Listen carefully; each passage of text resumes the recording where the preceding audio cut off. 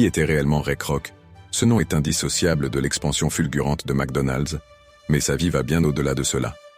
Né le 5 octobre 1902 à Oak Park, dans l'Illinois, Kroc a grandi dans une famille modeste. Sa carrière a commencé lorsqu'il a vendu des gobelets en papier. Mais c'est en 1954, à l'âge de 52 ans, qu'il découvre les frères McDonald, qui ont déjà créé un fast-food à San Bernardino. Ils ont un modèle efficace qui l'enthousiasme. Kroc voit en eux un potentiel énorme.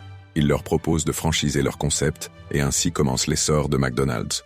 Peu après, il ouvre le premier restaurant franchisé à Des Plaines, dans l'Illinois, en 1955, et le reste appartient à l'histoire.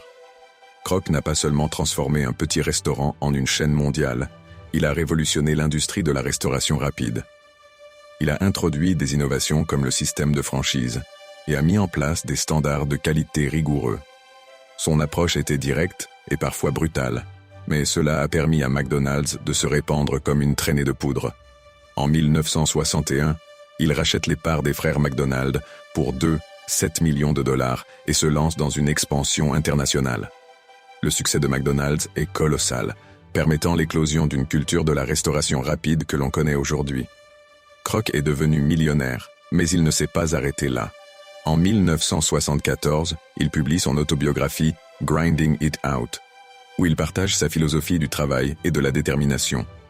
Il s'est également impliqué dans des œuvres de charité, soutenant des initiatives éducatives et des recherches médicales. Ray Kroc est décédé le 14 janvier 1984, laissant derrière lui un empire, une marque emblématique et un héritage controversé. Sa vie prouve que parfois, la réussite arrive à ceux qui ne baissent jamais les bras, peu importe leur âge.